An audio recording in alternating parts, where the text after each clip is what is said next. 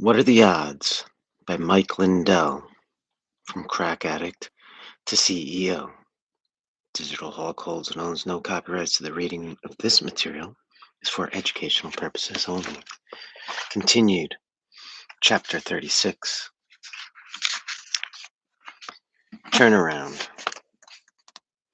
What you might call the Minnesota pillow fight would last for 2 years. Frank and Jack tried to destroy my pillow by destroying me personally. It didn't work. Ultimately, I was able to get back all my shows while their business would fade from view.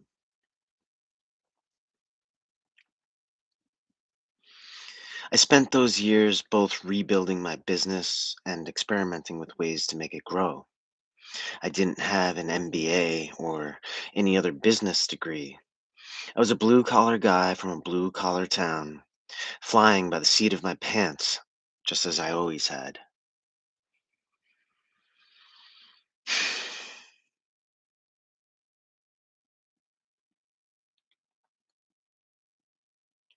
By now, my staff had grown to about 25 people, with about 10 selling at shows and the rest working in manufacturing. For a while, what included my son, Charlie, and a bunch of his friends, with Charlie supervising the whole thing. I was very proud of him.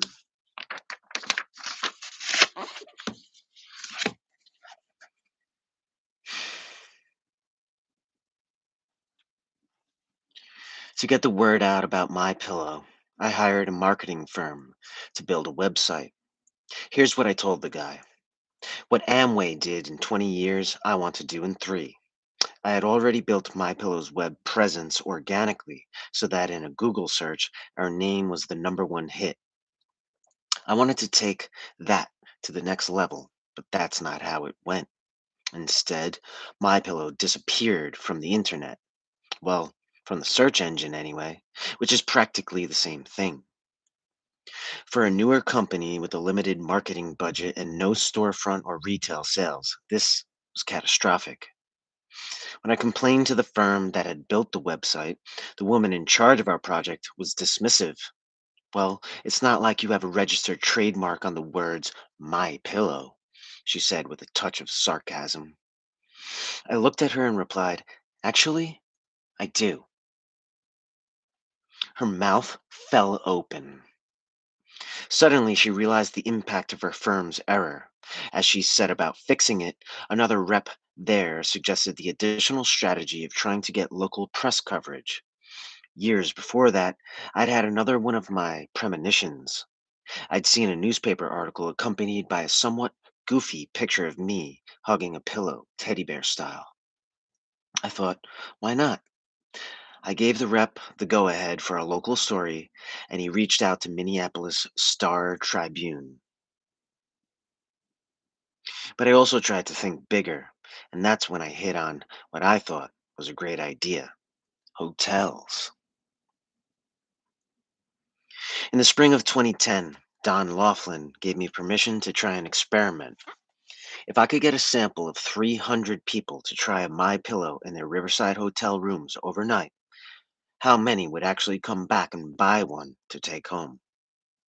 It took over 3 weeks to recruit my 300 volunteers, but when we did, 130 came back the next day to buy my product. It was an incredible conversion rate. If I could put my pillows in every room, that would mean sales of $14,000 a day. Again, Don gave me permission to try, raising $80,000 from a small investor group of friends and family. I replaced every pillow in the Riverside. On every nightstand, I placed a small novelty pillow and sales brochure so that interested guests could call in or order online. Then I sat back and waited for the sales to roll in. They didn't. On the first day, only $200 came in, and the next couple of days were the same. I was sick to my stomach. I had made a critical error. The 300 people in the test already had a big interest in trying my pillow, which skewed the conversion rate.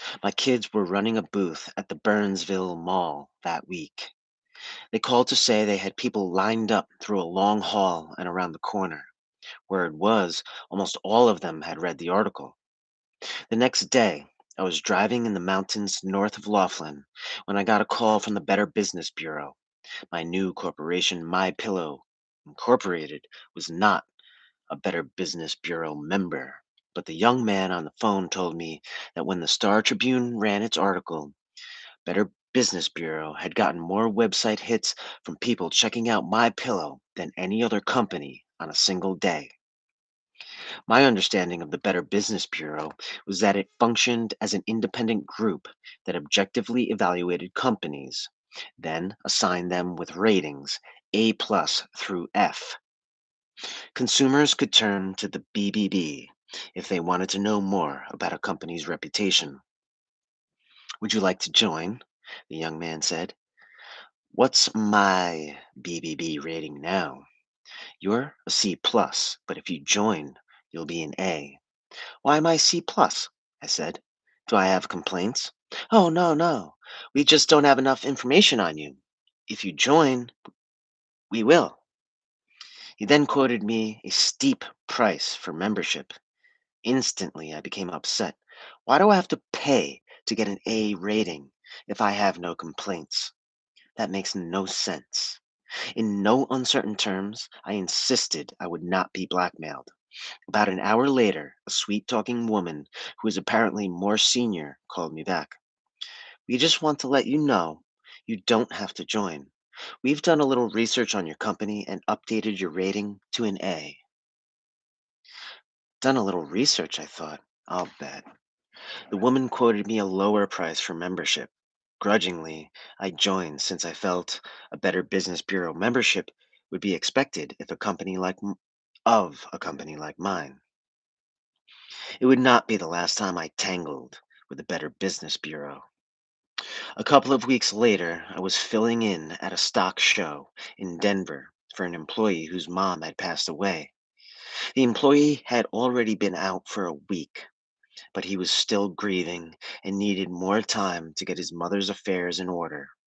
His request was the beginning of the common sense employee policies that are still in place at My Pillow today. Back when I worked at Cooper's as a teenager, the manager once told me that if I didn't like company policy, I should go out and get a company of my own. Well, I had done that, and I decided that My Pillow would not make judgments on whether employees' bereavement requests were legitimate. We would honor leave, bereavement leave, whether the deceased was an immediate family member, a grandparent, a great uncle twice removed, or a favorite neighbor. My employees would be paid during bereavement, whether it took 3 days or 3 months, and their job would be waiting for them when they got back. That's still our policy today, and not one person has ever abused it. The Denver Stock Show was slow. Sitting in my booth amid the smells of animals, hay, and feed, I had time to think. How could I replicate the advertising success we had achieved with the Star Tribune article? The answer came to me. Don't advertise. Just tell your story. I called Tanja Waring, and we began writing miniature versions of the Star Tribune story over the phone.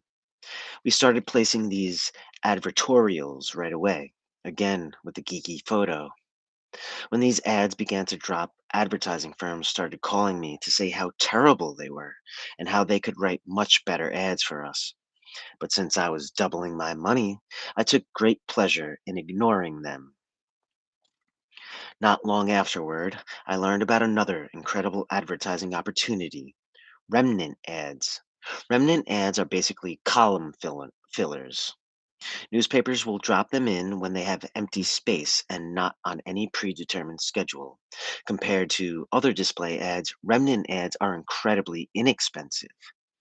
I began buying them first in the Midwest, then expanding from there. Very quickly, these ads also doubled our money in sales. It felt a little like winning at gambling, and I went all in, even borrowing money to widen our reach. My pillow was finally going national. Despite all my door knocking between the time I invented My Pillow in 2004 and the spring of 2011, not a single box store, retail chain, or shopping channel had been interested in selling my product. Fine, I thought. I decided to take my product directly to the people. My Pillow is a spiel product, I thought, a demo product. I'd long thought an infomercial would be the perfect way to show people how it worked. Retail experts I spoke with thought I was crazy. First, infomercials don't really work, they said. Second, the only reason to do one at all is to get into the box stores. As usual, I didn't listen, but instead talked my friends and family into investing in yet another idea. I told them we were going to make the best infomercial ever. Even my kids invested everything they could. I hired an experienced production team to write a script, but it turned out to be awful. I mean, just horrible, with cheesy lines like, "Look, the phones are lighting up like Christmas trees." I talked to the production team. What I wanted, I said, was something authentic and natural. Maybe me just talking about my product and demoing it. Maybe me telling a little of the story behind my pillow, as I had done at so many shows and fairs. I felt the storytelling part had proven itself with the Star Tribune response, and I wanted to stick with that. No, no, no, they said. You can't be in it. You need professionals and an actor. The more we discussed it, the more it became clear they thought I was an idiot. I fired them all and started over. One day, while I was between infomercial production teams, I was mopping floors at our manufacturing facility, the old Lenzen bus shed. I used to mop the floors back at the Flying Cloud Drive-In and always found it helped me think. My cell phone rang. It was a radio station in New York City wanting to know if I'd like to advertise. I had tried one ad on a local radio station for a few days and it hadn't worked. I politely declined and hung up. Just then, a MyPillow employee named Jill Green was walking by. Jill had come aboard a couple of months before. "Who was that?" she said, having happened to hear me turn someone down. "WABC in New York." She stopped in her tracks. "What? That's the Imus station." "What's an Imus?" I said. "Don Imus. He's a huge star on the radio. Imus had something like 15 million listeners on 100 stations. You've got to call them back." By then, Imus had been on the radio for more than 40 years, but since I had been in a cultural coma for most of that time, I had never heard of him. Jill filled me in. He was quirky, often controversial, and the most influential person in radio. Don Imus knew everyone.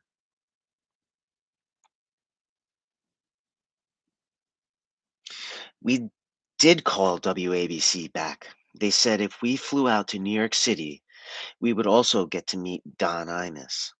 I wasn't super excited about wasting money on plane tickets and couldn't have cared less about meeting this Imus fella, but Jill insisted. We also sent Imus some My Pillows. A few weeks later, I flew to New York, bringing Jill along for moral support. The first thing on the schedule was to meet Imus. At a studio overlooking Central Park, a big guy, at least 6'4", escorted us into a waiting room.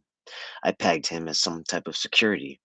"You can sit down," he said, indicating two couches that formed an L. "But I'm telling you, you're only going to get about 5 minutes with Mr. Imus." Fine with me, Mr. Bodyguard guy, I thought, having no idea how much the next hour was going to change my life. We had been waiting a while when a skinny, long-haired cowboy, grizzled with years, walked in. Recognizing him from photographs, I stood and extended my hand. "Mr. Imus, I'm Mike Lindell. It's an honor to meet you." Imus scowled. "I don't shake hands. Now what am I here for? Now what am I here for?" I'd been warned that Imus could come off as a little gruff. A little? I thought. But aloud I said, "Did you get the pillows we sent you?" "No. What are you even talking about?" Imus took a seat on one of the couches. His expression was that of a man who had received thousands of gadgets, gifts, and trinkets from people all over the world. And now a pillow? He looked bored and impatient. Deciding it was time to improvise, I grabbed a decorative pillow off the couch I'd been sitting on and launched it into my spiel. "Pretend this pillow is my pillow." I stood in front of Don Imus and explained my invention in animated fashion, my arms swinging wildly. He stared up at me, and when I stopped talking for a second, he said, "You're fucking crazy." The security guy jumped up to end the meeting, but Imus motioned him to sit back down. "I want to hear some more from this guy." I then talked for the next 50 minutes, telling him my whole story, from addiction to quitting crack to inventing my pillow. Imus listened patiently, then left as abruptly as he'd come in. The security guy was dumbfounded. "I have never, ever seen Mr. Imus listen to anyone for that long," he said. A few weeks later, people called to tell me they'd heard Imus on the radio talking about my product and this crazy guy he'd met. It turned out that Imus had finally tried my pillows we sent him, and he had begun giving on air testimonials about how they changed his life. His words, not mine. From 2011 on, Imus would talk about me or my pillow on his program nearly every day, sometimes even when we weren't paying for ad time. With his trademark big talk, he'd tell listeners that my pillow was one of the best inventions in history, on par with fire and the wheel. That always made me laugh. I don't know if I'd go that far, but Imus's endorsement was certainly as important to our company as those inventions were to mankind. During some seasons when other forms of marketing failed us, Don Imus single handedly carried my company. I'll always be grateful for that. I ended up doing a weekly talk show on WABC, basically an hour long live radio infomercial with Laura Smith for almost 2 years. From Laura, I learned that listeners really like it when the folks they hear on the radio are just real people. I learned that I didn't have to be perfect and that it was okay to mess up. Each week, my nervousness faded a little further into the background. I was also still very interested in making a television infomercial. In July 2011, I sat down with Mark Jones, a producer Jill Green had suggested. Tall and muscular with a goatee and a ruddy complexion, Mark was a principal in a marketing firm called Life Brands. "Just tell him your story," Jill said. In our first meeting, I did. Mark and his business partner Jeff agreed with my infomercial concept, an interview style format with a live audience. Since since we'd already burned time and money with the production team I'd fired, they also agreed to do the project at a reduced rate and in about one third the normal time. That was all great, of course. But if the infomercial succeeded on the scale I predicted, My Pillow was also going to have to ramp up production, and I mean by a lot. I predicted we would go from $20,000 per week to 2 million per week in gross sales right out of the gate. In order to do this, we would need our raw materials up front. Every time we needed fabric in the past, we had to come up with $30,000. Now that figure would be in the millions. To raise that kind of cash was a pipe dream, and I wasn't even on crack. Although my instincts told me the infomercial would hit big, I had no guarantee. But if I was serious about this, I had to move ahead as if I were sure of success. The question became, how do we prepare for anticipated demand with little money and no credit? I decided to start with the grige goods, pronounced gray goods, that I always ordered from New York. Gray goods are the raw materials used to manufacture products made from fabric. I had finally learned the secret identity of the fabric supplier John Anderson used before I cut him out as middleman. It was Santee Printworks in Manhattan. Up to this point, I had bought relatively small amounts of our special printed fabric from Santee, paying for it up front. Now I projected that I'd need about 50 times my usual order. All I had to do was convince Santee's VP of Finance, Leon Barocas, to give me a small entrepreneur hundreds of thousands of dollars in fabric on the basis of an untested infomercial that hadn't even been made yet. No problem, right? When I stepped into the June meeting with Leon and another Santee executives in their offices in Midtown,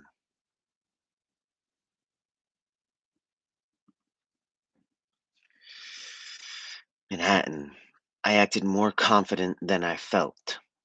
I'd put on a suit so I'd look respectable and corporate. My confidence got a boost when Leon threw copies of that day's Wall Street Journal and USA Today on the table in front of me. Up until then, my remnant ads had appeared mainly in regional papers, and certainly not in papers subscribed to by Manhattan executives. But my ad had dropped that very day in both major newspapers. What are the odds? I pretended this was no big deal, but was secretly thrilled about the added credibility. At Leon's invitation, I told the Santee executives that I wanted an extension of credit more audacious than any I'd ever asked of anyone before. One of the VP types said, "You have no credit history with us, and besides that, we wouldn't give full credit on printed fabric to anyone, even if they were Donald Trump." Obviously, the VP's mind was made up, but Leon was still listening. I focused on him, positioning My Pillow as a company on the verge. I told him about my infomercial idea and my projected sales figures. Never one to undersell an idea, I predicted that my infomercial would be the most successful in history. Leon was quiet for a few moments. Then he made the call. Santee would order the gray goods based on my grandiose predictions and give me full credit. People around Leon told him this was a crazy move. 8 years later, Leon himself would tell a reporter he still didn't know why he said yes, but his willingness to take a chance on me changed my company's trajectory. Against all odds, our fill supplier, Federal Foam, also said yes. Now, with several $100,000 worth of materials en route to my facility in Carver. All I had to do was produce this wildly successful infomercial I'd promised. That turned out to be harder than I thought. To be continued, Digital Hulk holds and owns no copyrights. The reading of this material is for educational purposes only. Liberty Warrior Nation. Goodbye. Bye. Bye. Bye. Thanks, Mike.